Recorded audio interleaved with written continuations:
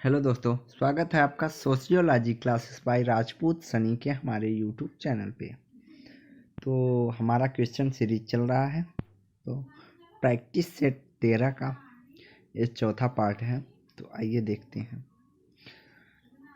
आज का पहला प्रश्न है, सांस्कृतिक विलंबन का अर्थ है परंपरा एवं आधुनिकता के मध्य अंतराल, पूर्व एवं पश्चिम के बीच अंतराल, संस्कृति एवं सभ्यता के बीच का अंतर, अभौतिक तथा भौतिक संस्कृति के बीच का अंतराल। तो सांस्कृतिक विलंबन का अर्थ हो जाएगा भौतिक एवं अभौतिक संस्कृति के मध्य के अंतराल को कल्चरल लैग या सांस्कृतिक विलंबन कहते हैं। इसकी अवधारणा सर्वप्रथम अकबर ने अपनी पुस्तक सोशल चेंज में दिया था। अगला, निम्नलिखित में से किस समाजशास्त्री ने व्यक्तियों के बीच परस्पर संबंधों को संरचना का एक भाग माना है? R K. Merton, Radcliffe Brown, S F. Nadel, Malinowski. इसका राइट आंसर बी हो जाएगा। ब्राउन ने व्यक्तियों के बीच परस्पर संबंधों को संरचना का एक भाग माना है। ब्राउन ने व्यक्ति को संरचना की इकाई मानते हैं, अर्थात ब्राउन व्यक्ति को महत्वता देते हैं, जिसके अनुसार व्यक्तियों के बीच परस्पर संबंधों को संरचना का एक भाग कहते हैं। अगला, वेस्टर्न मार्क के अनुसार परिवार का प्रारंभिक स्वरूप क्या था? मातृस्थानिक, पितृस्थानिक, मातृवंशी या मातृसत्तात्मक? तो वेस्टर्न मार्क्स ने अपनी कृति हिस्ट्री ऑफ ह्यूमन मैरिज में परिवार का प्रारंभिक स्वरूप पितृसत्तात्मक बताया है। उनका कहना था कि परिवार का जन्म पुरुष के आधिपत्य और ईर्ष्या की भावना के कारण हुआ है। अगला, जाति एक बंद वर्ग है, इस कथन को कौन संबंधित है? जे हट्टन, सी.एच. कुले, मजूमदार या जी.एस. घुरिये? तो इसका राइट आंसर सी हो जाएगा। मजूमदार ने जाति को बंद वर्ग बताया है।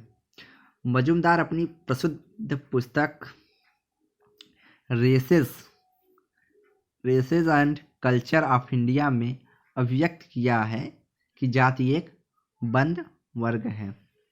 मजूमदार कहते हैं कि जाति की सदस्यता जन्म से प्राप्त होती है तथा उसमें आजीवन कोई परिवर्तन नहीं किया जा सकता, जबकि कुले ने अपनी कृति सोशल ऑर्गेनाइजेशन में कहा है कि जब एक वर्ग पूर्णतः आनुवंशिकता पर आधारित होता है तो उसे हम जाति कहते हैं। डिसऑर्गेनाइजेशन, पर्सनल एंड सोशल पुस्तक के लेखक कौन है? मेमोरिया, माउरर, मैरिल या दुर्खीम? तो इसका राइट आंसर बी हो जाएगा। माउरर की पुस्तक है disorganisation of personal and social. तो यह पुस्तक माउरर से संबंधित, जबकि सोशल डिसऑर्गेनाइजेशन इलियट एवं मैरिल से संबंधित है और डेलिक्वेंट बायस हमारा कोहेन से संबंधित है और बेकेरिया ने अपराध के शास्त्रीय सिद्धांत का प्रतिपादन किया है अन्य फैक्ट के में।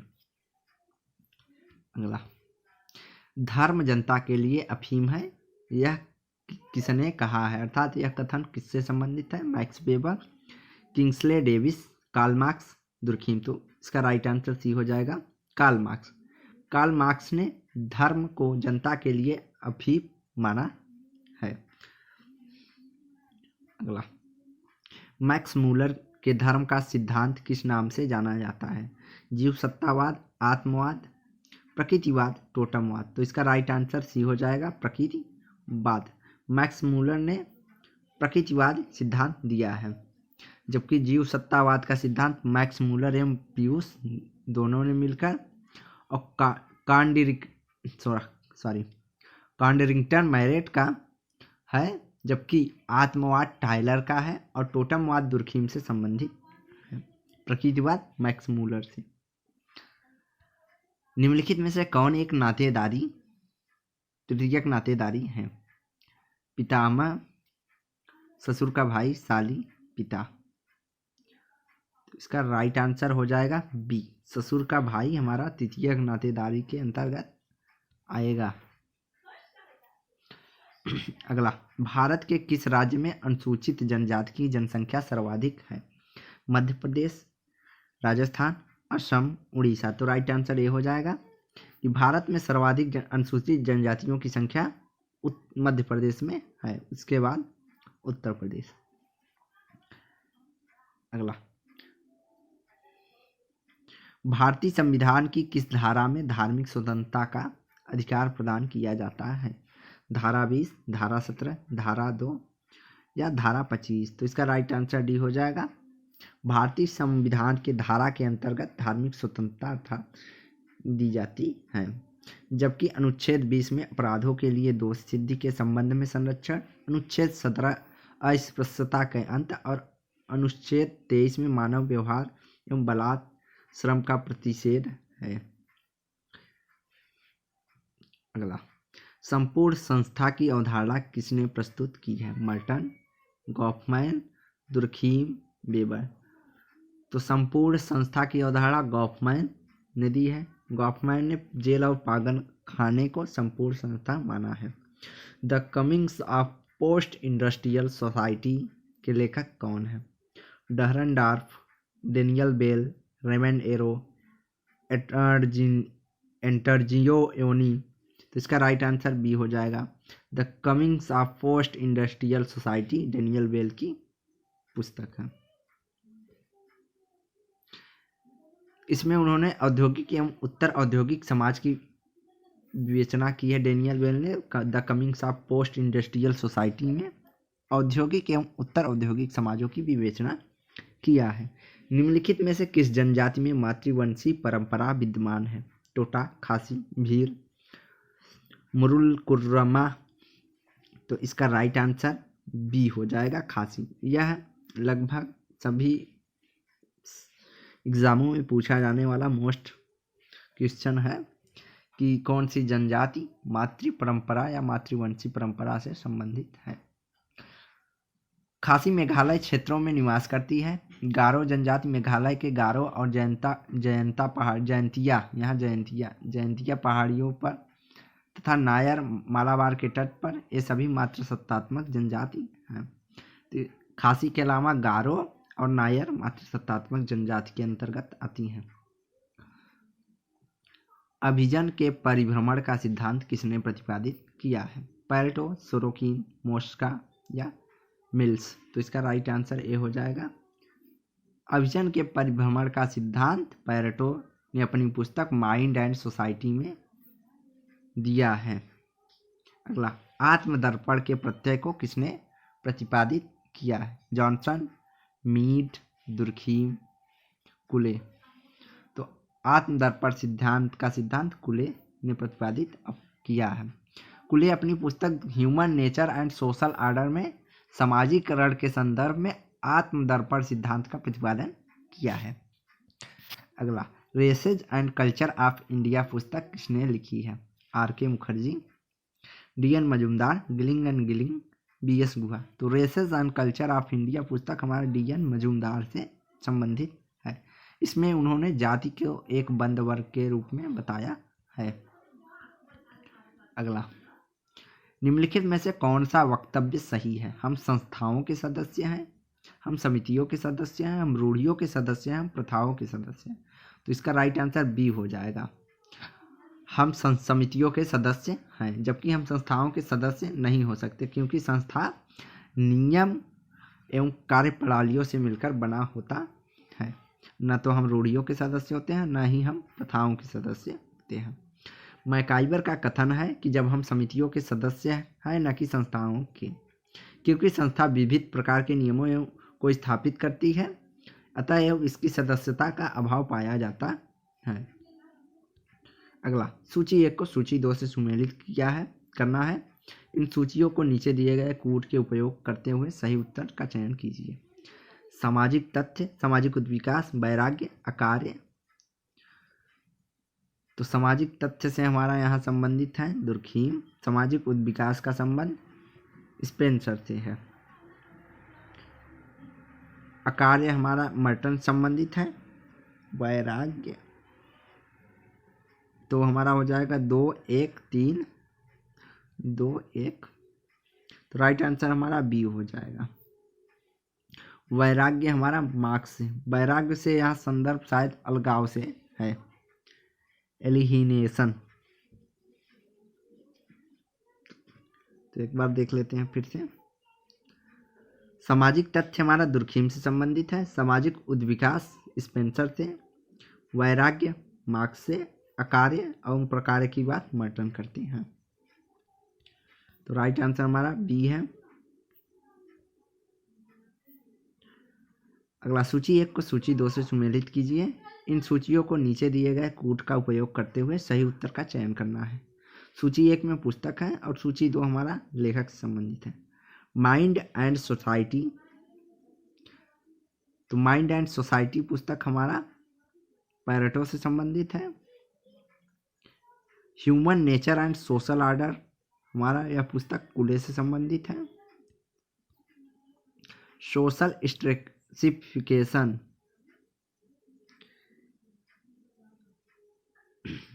सोशल स्ट्राटिफिकेशन यह हमारा ट्यूमिन से संबंधित है, जबकि सोशल चेंज हमारा मुरे से संबंधित है। तो इसका राइट आंसर बी हो जाएगा। माइंड एंड सोसाइटी पुस्तक पैरेटो से, human nature and social order कुले से, सोशल स्ट्राटिफिकेशन ट्यूमिन से और सोशल चेंज पुस्तक हमारा मुरे से संबंधित है। औद्योगिक समाज में कृषि एक उद्योग है, जीवन का एक ढंग है, का अस्तित्व नहीं होता अर्थात अस्तित्व नहीं होता, या एकदम न्यूनतम अस्तित्व होता है अर्थात न्यूनतम महत्व होता है। तो राइट आंसर हो जाएगा डी। औद्योगिक समाज में कृषि का न्यूनतम महत्व होता है, लेकिन होता है। द्वितीय एवं तृतीय उद्योगों का महत्व अधिक होता है, जबकि कृषि का महत्व न्यूनतम होता है।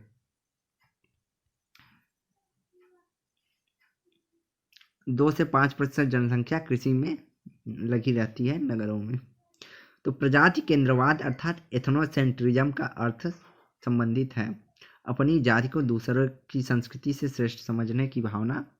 तो इसका राइट आंसर ए हो जाएगा, अपनी जाति या अर्थात अपनी संस्कृति को दूसरे की संस्कृति से श्रेष्ठ समझना ही प्रजाति केंद्रवाद या एथनोसेंट्रिज्म के अंतर्गत आएगा। प्रत्याशा मूलक समाजीकरण का प्रत्यय विकसित किया है अर्थात प्रत्याशी समाजीकरण का सिद्धांत किसने दिया है? पी ए सोरोकिन ने, कार्ल मार्क्स ने, आर के मर्टन ने। तो राइट आंसर सी हो जाएगा, आर के मर्टन से संबंधित है प्रत्याशा मूलक समाजीकरण। अगला,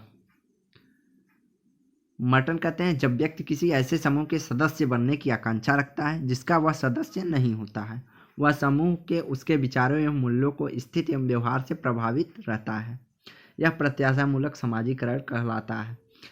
इसको आर के मर्टन ने प्रतिपादित किया है। सापेक्षिक प्रवंचन का प्रत्यय प्रतिपादित किया अर्थात सिद्धांत किसने प्रतिपादित किया है? तो सापेक्षिक वंचन का सिद्धांत टालगट, पार्सन, गिलिंग एंड गिलिंग, आर के मर्टन, किंग्सले डेविस। तो इसका राइट आंसर सी हो जाएगा। सापेक्षिक वंचन का सिद्धांत आर के मर्टन ने संदर्भ समूह के परिप्रेक्ष्य में व्याख्या दी है। पर संस्कृति ग्रहण, समाजी एकीकरण तथा आत्मसातकरण को उत्तम ढंग से वर्णित किया जा सकता है कि ये सामाजिक आंदोलन के चरण हैं, आत्मसातकरण प्रक्रिया के चरण हैं, समंजन के स्वरूप हैं या गैर प्रतिस्पर्धात्मक व्यवहार हैं। तो इसका राइट आंसर सी हो जाएगा। पर संस्कृति ग्रहण, सामाजिक एकीकरण, आत्मसातकरण समंजन के स्वरूप हैं। एकीकरण, सात्वीकरण एवं पर संस्कृति ग्रहण तीनों सामाजिक संगठनकारी प्रक्रियाएं हैं तथा सामाजिक संरचना एवं प्रकारों को सुचारू रूप से चलाने के लिए तीनों के समंजन या सामंजस्य की आवश्यकता होती है। निम्नलिखित में से मिलान कीजिए। हिंदू विधवा पुनर्विवाह, तो एक का डी हो जाएगा 1856 में।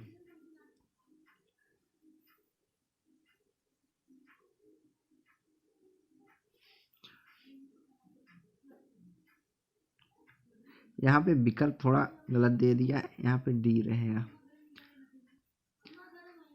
हिंदू विधवा पुनर्विवाह 1856 में, शारदा कानून 1929 में, विशेष विवाह अधिनियम 1954 में और दहेज प्रतिबंध अधिनियम 1961 में लागू हुआ था। अगला, निम्नलिखित में से किसने दलित वर्ग कल्याणकारी लीग की स्थापना की थी? एम.के. गांधी, लोकमान्य तिलक, गोखले या भीमराव अंबेडकर? तो भीमराव अंबेडकर के द्वारा दलित वर्ग कल्याण लीग की स्थापना की गई थी। संस्कृति के इंद्रियपरक, विचारात्मक और आदर्शात्मक स्वरूपों में किसने संस्कृति को वर्गीकृत किया है? Sorokin, Spencer? तो इसका राइट आंसर ये हो जाएगा, सोरोकिन ने संस्कृति को इंद्रियपरक, विचारात्मक और आदर्शात्मक 3 रूपों में वर्गीकृत किया है। और यह वर्गीकरण उन्होंने अपनी पुस्तक सोशल एंड कल्चरल डायनेमिक में बताया है। इंद्रियपरक, विचारात्मक और आदर्शात्मक संस्कृति के तीनों स्वरूपों को। समाज सादृश्यता की सामूहिक चेतना है, यह किससे संबंधित है? Herbert Spencer, H.F. गिडिंग्स या इमाइल दुर्खीम, R.M. मैकाइवर? तो इसका राइट आंसर ये हो जाएगा, समाज सादृश्यता की सामूहिक चेतना है। यह कथन हमारा दुर्खीम से संबंधित है।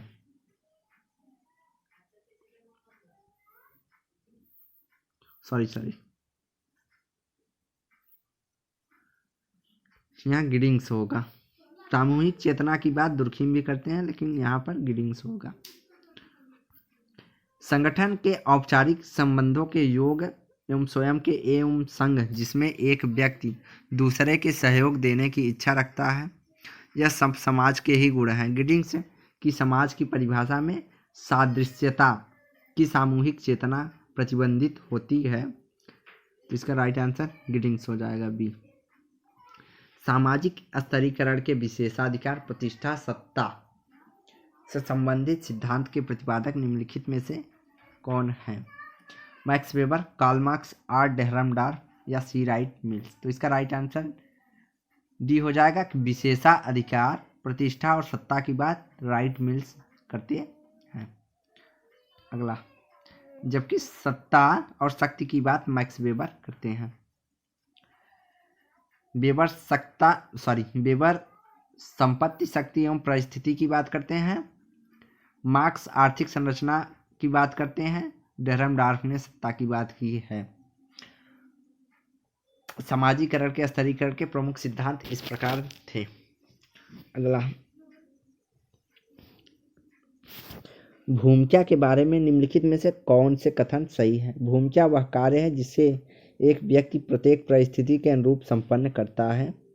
तो पहला कथन हमारा सही है। भूमिका और परिस्थिति में कोई संबंध नहीं होता, सेकंड कथन हमारा गलत है। भूमिका स्थिर है, तो यह भी हमारा कथन गलत है। जबकि भूमिका के निर्वाह में समाज में प्रकार्यात्मक आवश्यकता पूरी होती है। तो कथन नंबर 4 हमारा 1 और 4 सही है। तो राइट आंसर हमारा हो जाएगा डी, 1 और 4 सही है। समाज की आवश्यकता प्रत्येक परिस्थिति के अनुरूप भूमिका में निहित होती है। अतः परिस्थिति एवं